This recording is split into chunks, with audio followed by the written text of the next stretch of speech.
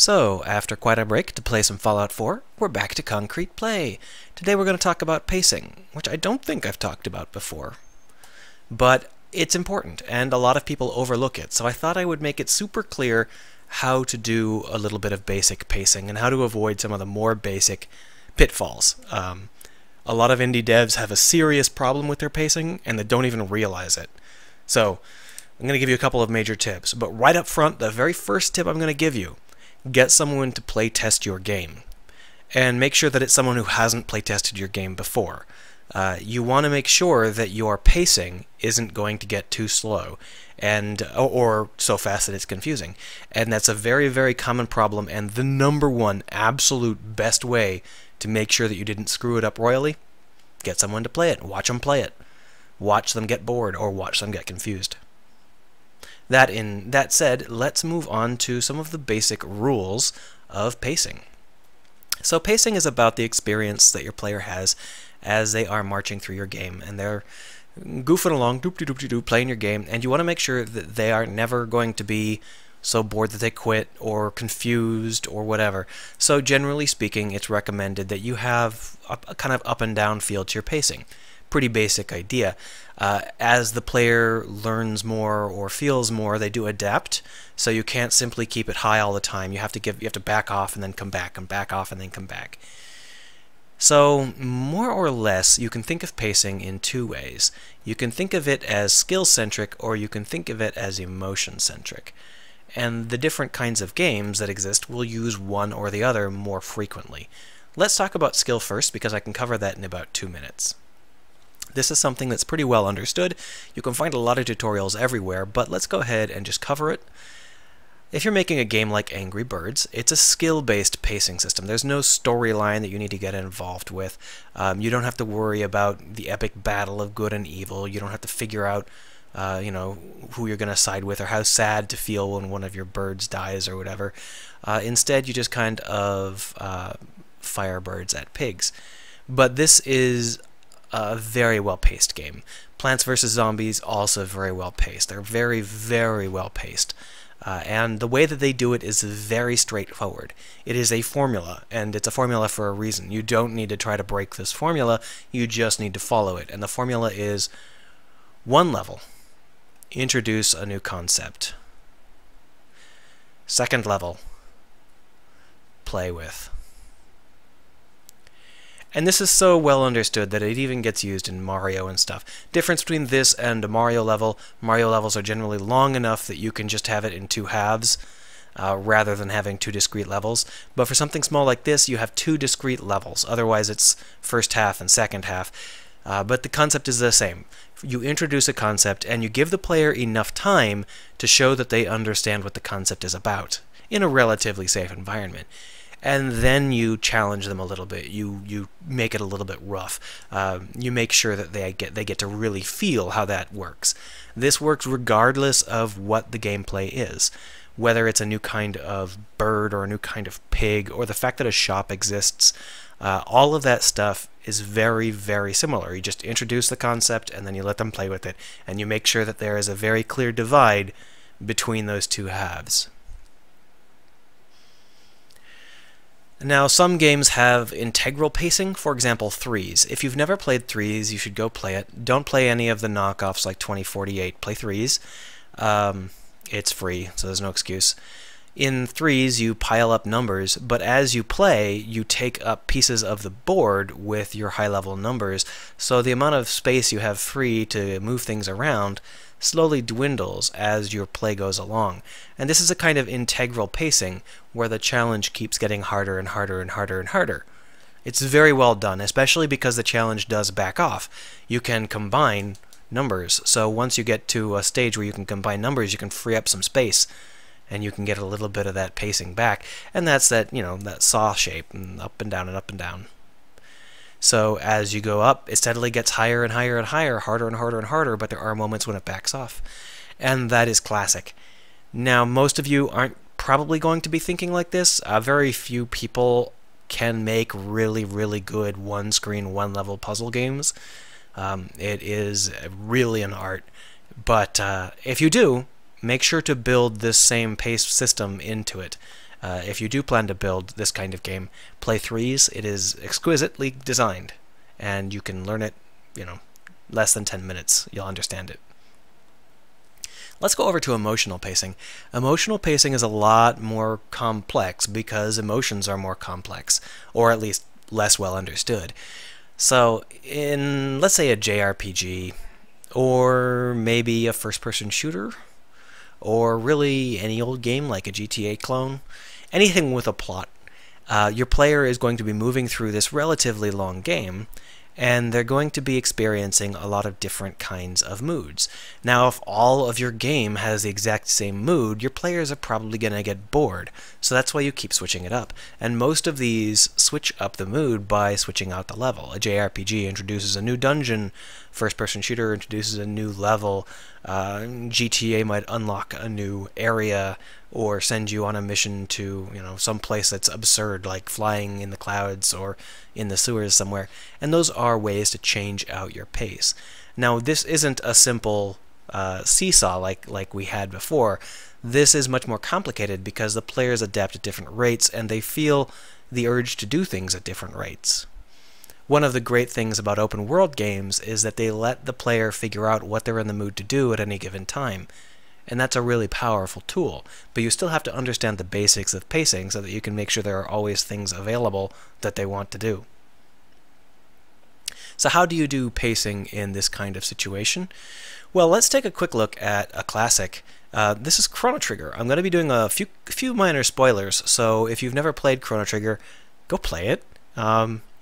I know I'm not supposed to tell you to do anything illegal, but you can't buy it. Not for any reasonable price at any rate. I think it might be available on the Wii console. Anyway, you can watch a Let's Play of it, I'm sure. There should be dozens. Chrono Trigger is a historical RPG. You need to play it, or at least see an LP of it, if you want to understand a lot of the history of RPGs. It came out at about the same time as Final Fantasy VI, but it's a much smaller, tighter game. That said, it has really good pacing. So there is a point in Chrono Trigger where you travel to the distant future of 1999, and Lavos has come up, and he's doing his raining death on the planet, and the world has been destroyed, and you come along after that. I think it's like not too long after that, maybe a generation. And you're in this blasted hellhole of a world, and you're looking for factories that are still functioning to try and rescue the last of the human race and give them hope. And it is bleak. Now, if you played this when it came out, you probably would have been fairly young. Those of you who are adults probably still would have not experienced that many RPGs, because at the time this was a pretty groundbreaking RPG. But when you travel to this era, beforehand it is all high medieval stuff, and you are basically just getting those, the fantasy JRPG equivalent of panpipes. It's all very light and cheerful. But when you come here, the desolation hits you like a hammer. The music, the palette, all of the things that are happening, even the pacing itself, the pacing of the way the world map unfolds, is desolate. There are a couple of high notes where, it picks up and alters things.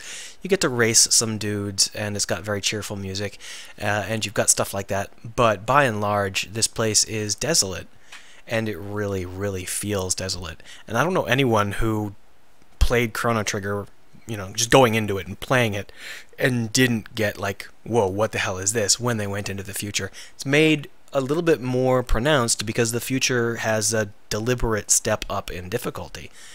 There are dungeons in the future which are very hard, or at least moderately hard, and if you're not an experienced player, those can be very, very difficult. Maybe it's overplayed, maybe it's a little bit too hard, who knows, but the basic idea is very sound. They went from an idyllic sort of medieval world where, there were some monsters, but humanity was on top of things, to this world where humanity was just gone, and it was very, very bleak. And at the time, not very many RPGs were doing that transition. Most of them were either bleak, bleak, bleak, or happy, happy, happy. Think Zelda. At the time, this was long before the moon threatened to destroy the planet of Hyrule, or the land of Hyrule, and so this was pretty new. But that's not all it was limited to. If you played through Chrono Trigger, you would also have encountered many of other stages which were also just epic moods. For example, the what's it called? The Black Onyx?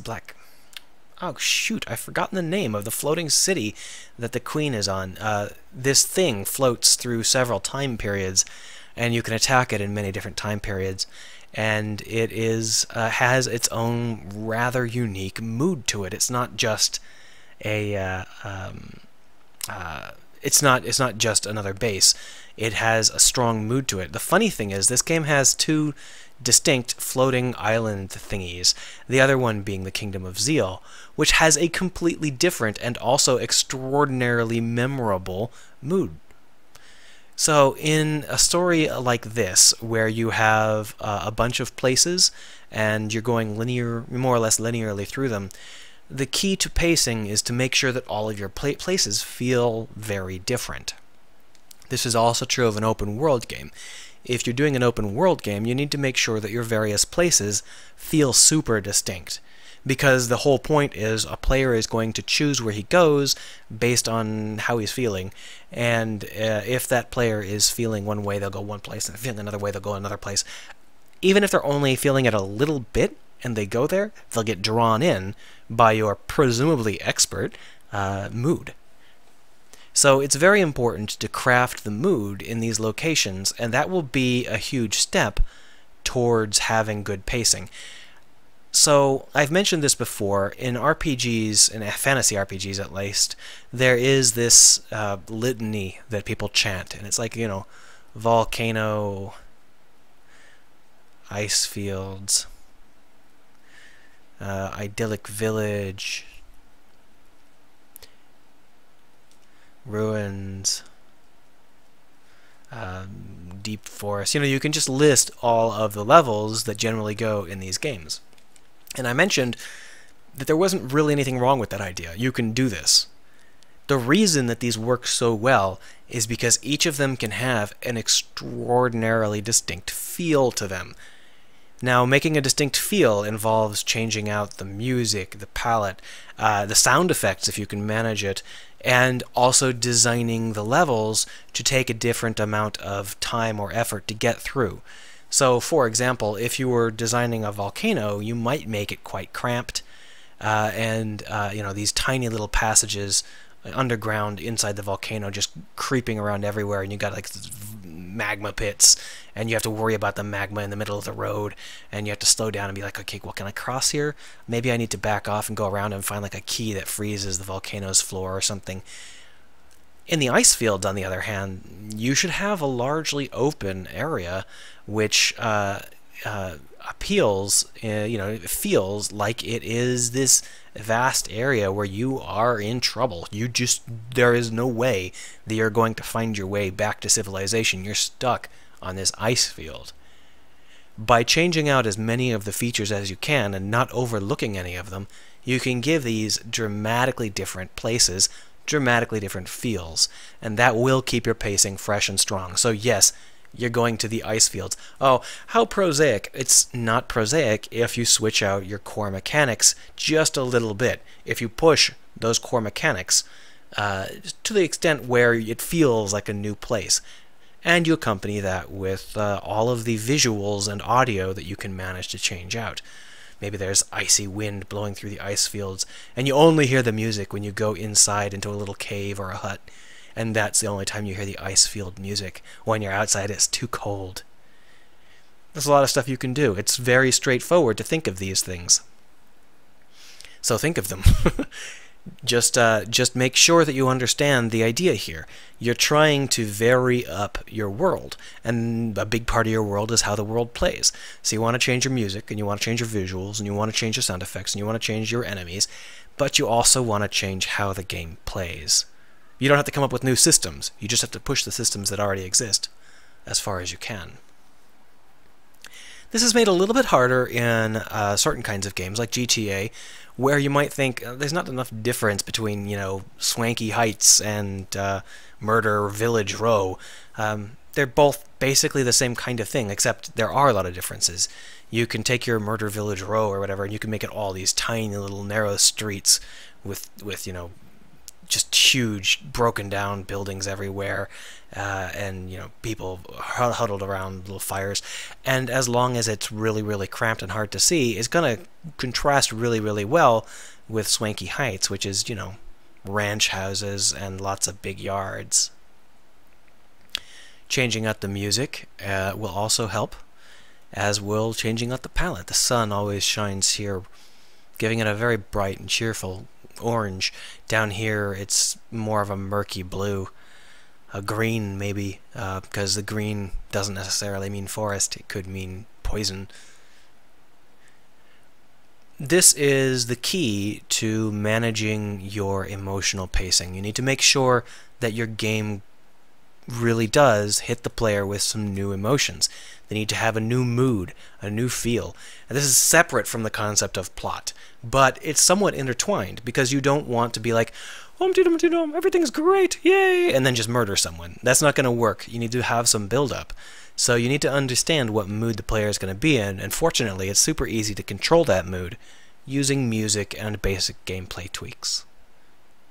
Anyway, I hope this has been helpful. If you have any more questions about pacing, you can ask below. I recommend playing Chrono Trigger if you want to know how to make it work, because that game is relatively short and it has some really, really good mood elements. Have a good one.